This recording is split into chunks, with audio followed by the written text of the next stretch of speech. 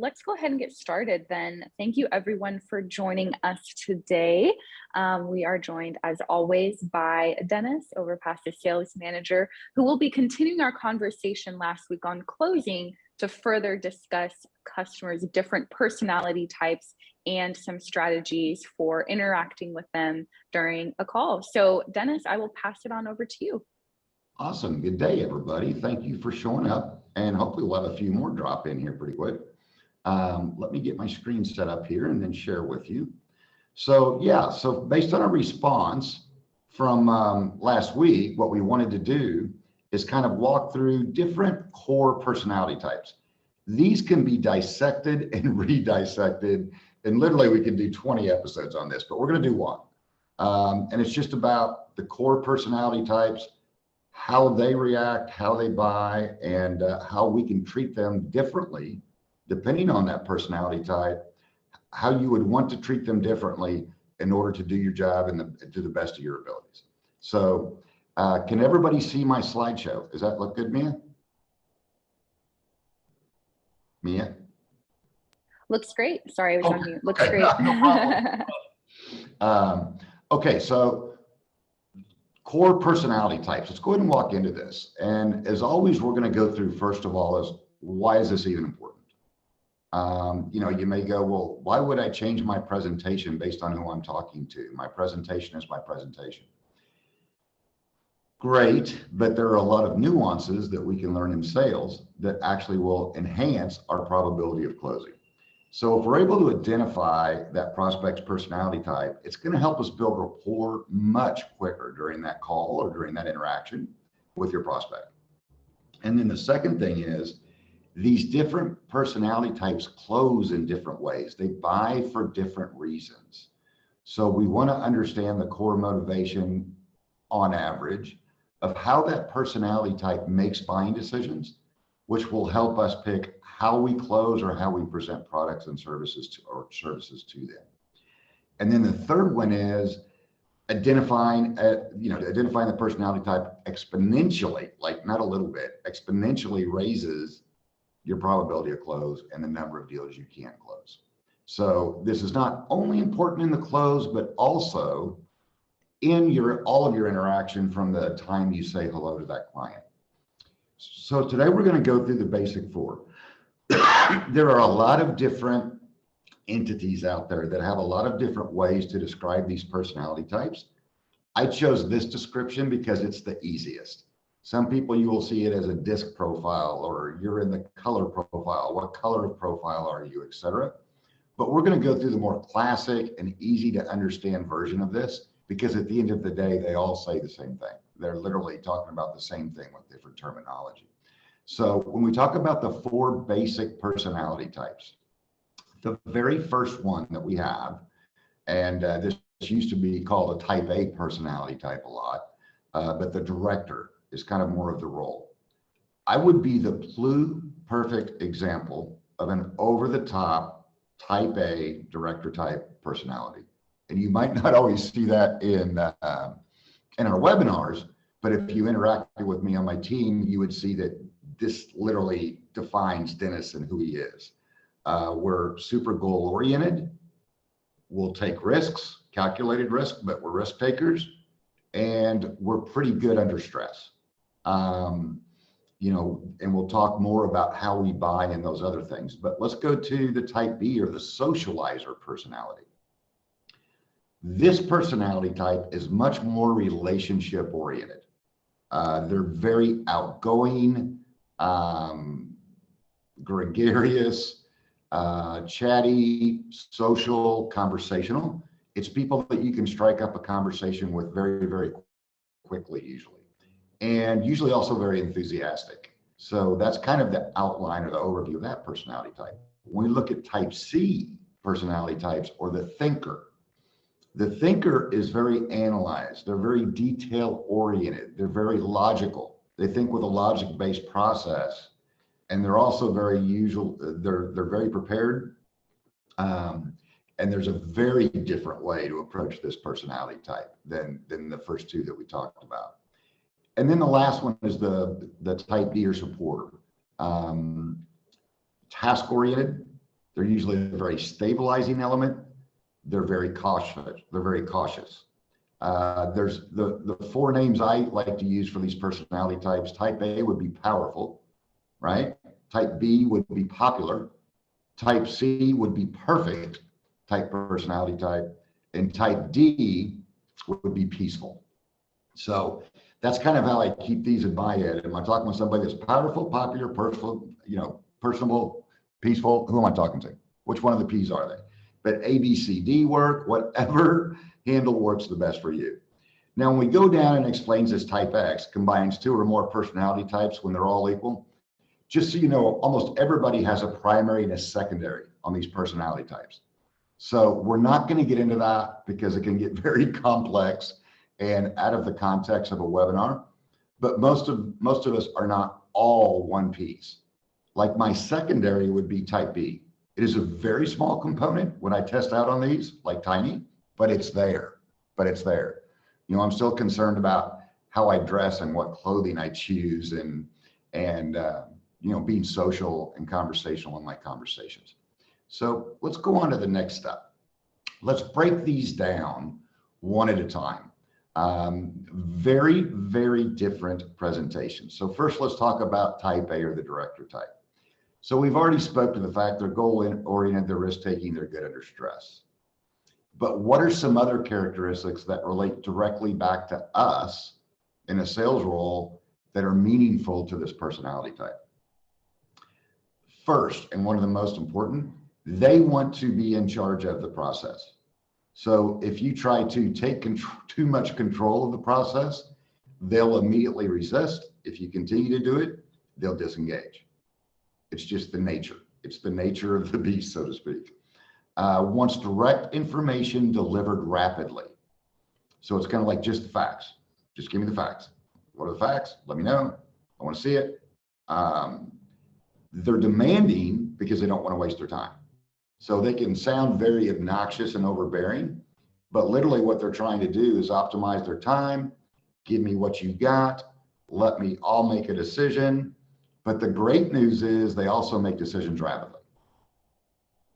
They are the fastest decision maker of the four personality types once they have the information in front of them to make a value-based decision. So when we talk about your actions, so in the blue, we're going to talk about characteristics of the personality type. In the black, we're going to talk about your actions. Compliment them. But when I say compliment them, I'm talking about compliment them on their success, compliment them on their critical thinking skills, compliment them on their speed to decision making. In other words, don't schmooze them. That sure is a pretty dress. That's not going to work. So when I say compliment them on their attitude and aptitude. Best type of closing techniques, which we'll talk more about in the end. Alternate choice close. I've got this option or this option. Which one works the best for you? I'll take A. And the decision will usually be made that quickly. Or a menu close, which is multiple options. But again, they want to be in charge of the decision. So you have to pose options to them for them to pick the best one for that to be highly effective as far as closing techniques. If you went for a direct sale, do you want this or not? I think not. What they're saying is, I don't have enough information to make a decision, but the response you'll get is, I think not. So let's go to the next. And our type B, the socializer. These are some of our most fun clients or prospects to talk to. They're very relationship oriented. They're very outgoing and they're very enthusiastic, like we mentioned before. They're also can be very distracted. They're very hard to keep on point. They're very hard. They will break you out of your presentation and you'll have to bring them back, clawing back into it to get to the indecision. But they're going to be very social and conversational. Another key thing though for buying is they want to make the popular choice. So in other words, they want to do what people like them did. That's super important to them. Sometimes they won't let you get a word in edgewise. Often it's tough to get a word in edgewise, so you kind of have to, like a hook off of a stage in an old time movie, sometimes you have to hook them back into the sales process again. You want to emphasize, and you can't emphasize enough, how others have used the product or service, right? If you can name drop, even name clients, even better. If it's somebody they know, even better, or have heard of, even better. These are the type of folks that would be totally engaged with People magazine or Cosmopolitan magazine or things of that nature. They're very social oriented, socially oriented. And then these folks usually is the one place where a direct close is most effective. Once your rapport is established, you can't do it up front, but once your rapport is established and there's that conversational connection, usually you can just go, hey, you want to go ahead and buy this? And they're like, oh yeah, I'd already made up my mind about that, but let's talk about, it's usually how that works from my experience. So it's the one personality type where that super direct close is usually the most effective. So from there, let's unpack type C, the thinker. Extremely detail oriented, extremely logical and prepared, like we talked about before, but let's get into the characteristics as far as for sales that directly benefits us. Wants to know all the details before making the decision. So on the thinker type personality, you have to slow your presentation down, and you have to make sure you cover the details or any questions that they have. They need to be presented with justifiable facts, with statistics, with success stories, with case studies, because they have a very analytical mind and want to make sure that they properly analyze it before they make a buying decision. And they also need time to process that information. These are folks, when we're engaged with them, if there's a long pause on the phone, don't be the first person to talk. Because what they're doing is they're analyzing all the information you just gave them. And then if you interrupt that flow, that's actually agitating to them. And so they have a tendency not to buy. If you just let that healthy silence, if it goes for 30 seconds, if they're not asking you a question or interacting, but they're still on the call, they're processing the information that you just gave them. So make sure you give them time to process that information. And then your action, go slowly and focus on the information and the value versus cost, or the cost value proposition, right? Focus on, hey, even a lot of times with these folks, I'll go, well, let's look at the pros and let's look at the cons. What would you consider pros of making this decision? I'll actually walk them through a basic decision-making process, right? Well, I see this, this, this, and this. Well, what are the cons? Well, here's the things that I don't really like. Well, let me ask you this. Do the pros outweigh them? Is this something that you'd want to move forward with? That being said, right? Or handle an objection in the cons and then ask that question. That guides them into a decision-making funnel, which is easy for them to process the information and make a purchase. And then our fourth type, type D, the supporter. I think of this personality type as a peaceful personality type. Task-oriented, stabilizing, cautious, like we mentioned before, but key characteristics. These folks can sometimes be very hard to get information out of because they're not that reactionary. They're super laid back, so to speak, let's say, but they're not as reactionary or engaged. They're listening to what you say and they're analyzing it, but they're not really as involved in the sales conversation. They can be agreeable even if they may have an objection. So with clients like this, if you're to the end of a presentation, a sales presentation, and you used a trial close, can you see how using our product would be of value to you? You may have to dig even farther. In other words, you may have to make sure you don't have an objection before you go to the close. This personality type is also pretty non-confrontational. So they struggle with decisions sometimes, like I'd like to say yes, but I don't know how to because I don't see the value, but I don't want to make them mad, right? Or I don't want to be mean in the process. So in a personality type like this, you want to make sure you go through your entire value proposition, your entire presentation, because they may not be as reactionary, your entire discovery process, your entire value prop, And then when you get to the end and you see indecisiveness, sometimes you have to make a decision for this personality type and just assume the close. So I take it we're going to go ahead and go with this. Let me go ahead and get your credit card information so we can get you registered. That would be an example of a type of close that I might use for that. I'm just assuming they're going to go ahead and buy, and I'll move to the next step of the sales process. Okay, so let's kind of break this down. Last week we talked about closing, so I wanted to tie this back into that closing conversation and which type of closes work best for different personality types. So if we look at a trial close is only meant to see if the customer understood our points up to them. So that's an effective closing technique on all 4 personality types. In other words, that's a tool to always use. Try to use a trial close before you go for the actual close. Can you see how doing business with Overpass would not only get you to market quicker, but get you pre-vetted talent as fast as possible? Yeah, I see that. Great. Now I'm going to go to my close, right? So, okay, they understand the value. Let's go to the close. Alternate choice close, right? We have plan A and we have plan B, or you can go this way or you can go that way, right? Direct and to the point.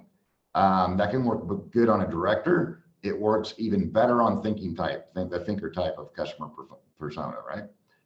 Just direct and to the point. You know, do you want plan A or plan B? That type of close. Either or close. It can work, but puts customers in a corner like we talked about last week. Best for supporter, socializing type personalities. It's best for those 2 personality types that struggle with a decision, right? If we don't do this, then that would happen. Oh, well, we better do this. That type of close. Menu close. This really will work with all 4 personality types, but it's uniquely effective with the thinker because it lays all the information on the table, giving them a value proposition for each and every plan that they can analyze. And it works great for the director because they're making the final decision, which option works the best for them. Assumptive close, which we talked about, moves customers through the buying process and can backfire if used too early. Best for supporter and socializer again. Just assume that they're going to buy and take them directly to the next step. Hey, I can see that this is something you really want to do. Let me go ahead and get some more detailed information so we can get you enrolled, or so we can get your credit card info, or whatever your close happens to be for your particular client. And then the direct close. It can work usually with a lower investment point, like, you know, something that was like a $9.95 a month subscription service or something like that. But again, it's good for the socializer and supporter types that struggle making decisions or staying focused, that you just go directly to going, okay, so you're going to go ahead and buy this, right? You know, I mean, that's about the most direct close you could have, I think. There's something we're going to go ahead and take advantage of. Yeah, it is. Okay, great. And then go right to the next step, you know, of what that is, collecting their getting them onboarded or collecting their payment information, etc. So like the end of every webinar, I encourage you that we can definitely do this. We're getting these loaded, all these webinars, up into the YouTube page. And then we're also looking at putting these into our kind of a learning management system or a course curriculum that you could take for all the different webinar blocks that we've done. I cannot encourage you enough, if you want to keep developing your sales career, to learn this material that we've gone over in all the webinars, but even specifically to today. If you know that you always approach a client in the exact same way, I can guarantee you that you will not be highly effective as far as your results. So in other words, you know, some of you have sales scripts. If you always use that sales script and never break out of it, you're going to be less effective than if you engage based on the way that that client wants to buy, based on your personality type, and put those options forward to them. And you can see your closing literally increase exponentially. So With that, we're going to do a little shorter webinar today. This is obviously going to be available to you, but we want to open it up like we do each week to questions and answers. Questions related to the topic are fantastic, but any other questions as it relates to Overpass, you're sitting here talking to the guy that oversees the entire sales team and talks to every single client we have. And you're sitting here talking to the nice young woman that handles every single person that boards on the platform and understands your success infinitely, even better than I do. So take advantage of that, and let's open it up for some questions. Okay, Mia? Absolutely. So if you would like to speak, oh, we already have someone who raised a hand. Nikki Flores. Nikki, go ahead and talk. You can unmute. Okay. Hi, guys. Good morning. Dennis, what are the cues that we are ready to close a customer on the phone, like buying signals, if they call it? Or as a salesperson, are we to assume that every person that we speak on the phone are ready to purchase what we're offering them? Is that a good mindset? I do that a lot. Nick, okay, I'm gonna break that question down into two answers. Sure. I do that a lot, but it's because I've already identified their personality type during the conversation. But the one thing I always do, and to your point, is that's the beauty of a trial close. A trial close is basically, and it almost always starts with these three words: can you see?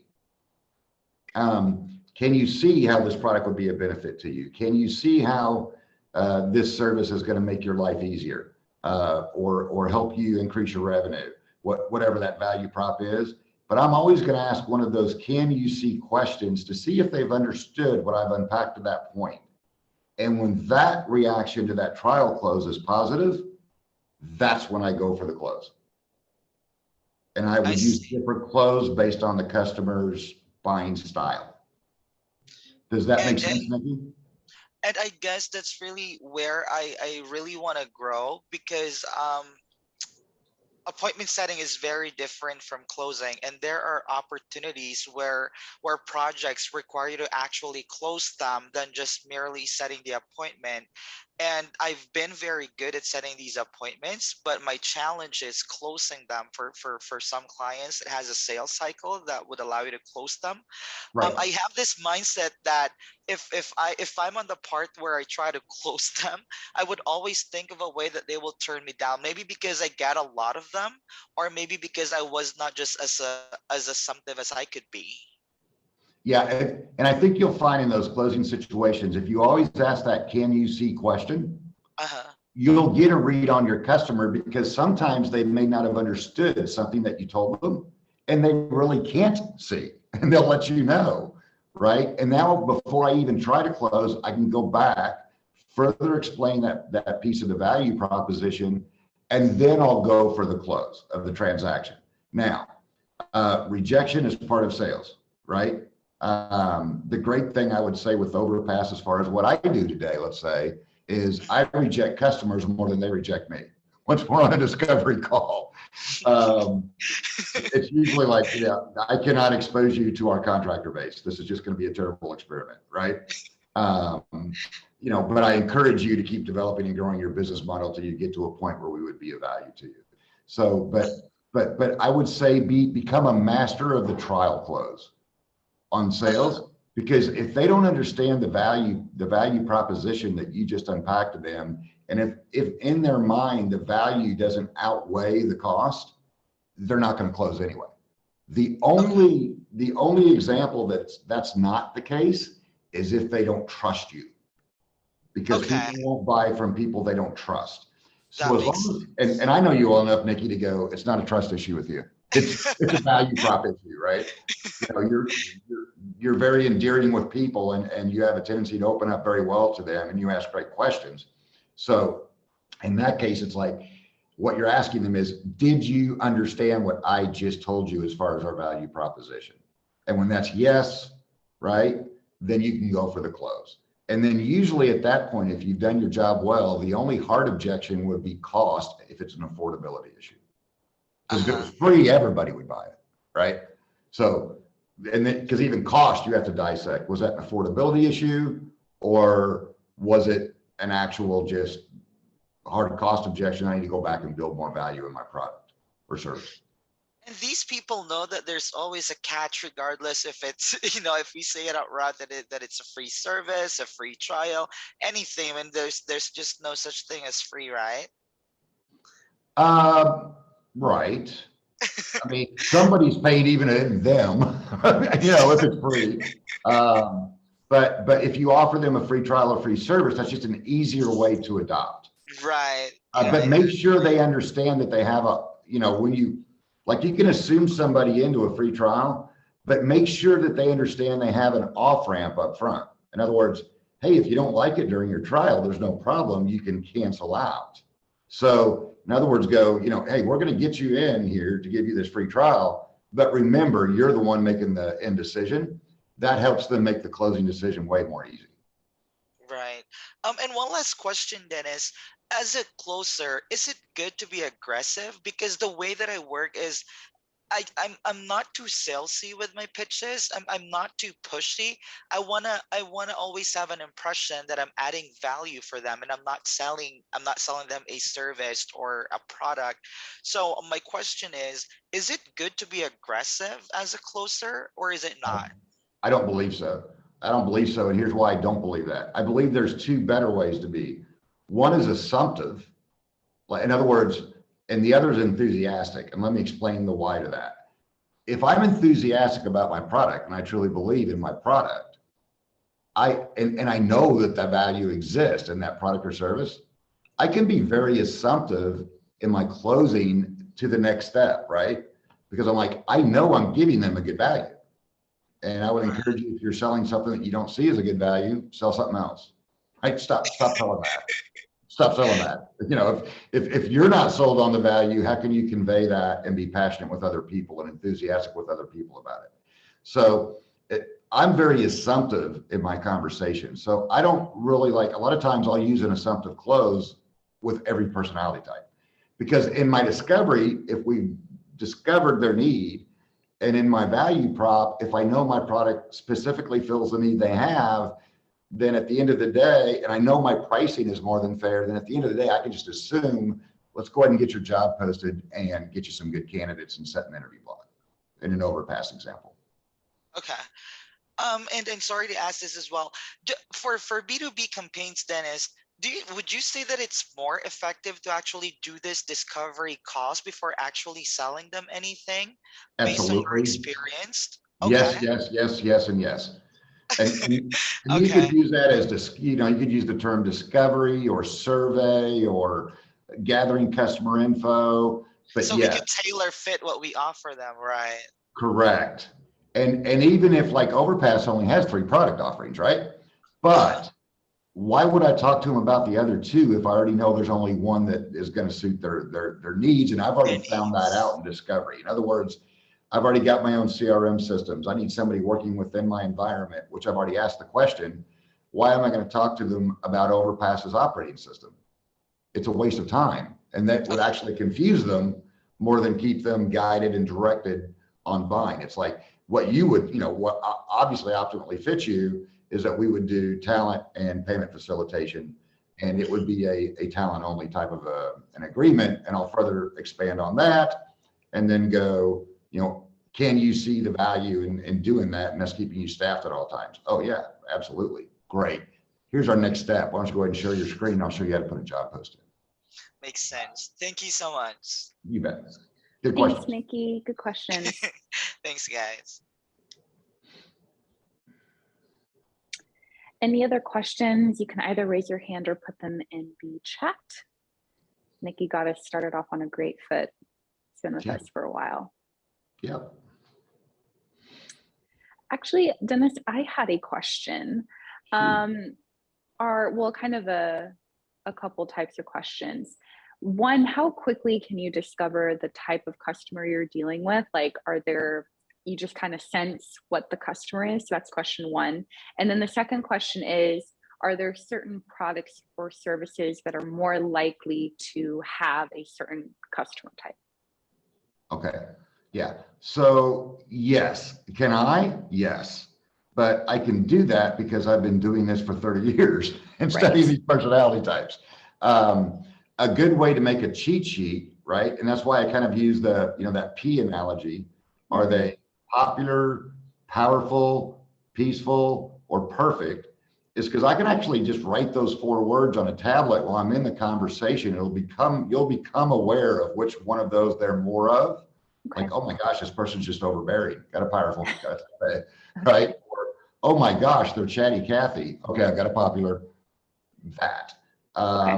And so I can kind of outline that to remind myself when I get to the close, how I should approach that person in the close. Okay. And then your second question was, yes. Okay, so let's say that I'm in the health and beauty industry, right? I can't wait to talk to sanguine or popular or the social type personality, right? Yeah. They are the exact perfect fit for a health or beauty product. Okay. Where if I'm selling, let's say artificial intelligence SaaS platform, I want to be speaking to the director, or I want to be speaking to the thinker. Right. Because I'm good. It's good. It's going to have to be one of those 2 personality types that's even going to understand what I'm presenting, much less have the motivation to buy it and use the tool. Does that make sense? Makes a ton of sense. Thank you. Cool.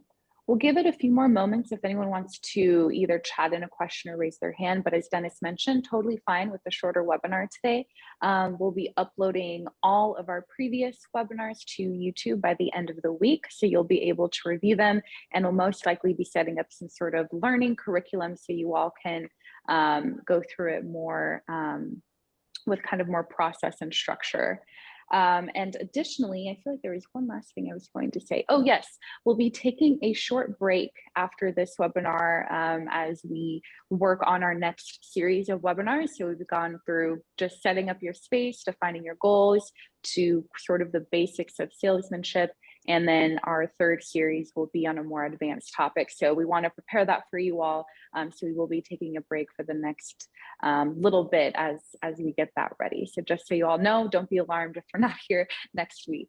Cool. All right. So going once, going twice. Awesome. Well, oh, Nancy wrote in. Oh, okay. This is actually covered in one of our other webinars, Nancy, but it's still a good question. What's your best comeback, Dennis, after a lead says not interested? So not interested is usually a diversion, not an objection. So the reason it's so tough to handle is because it doesn't roll back. It doesn't roll back in anything you specifically said before.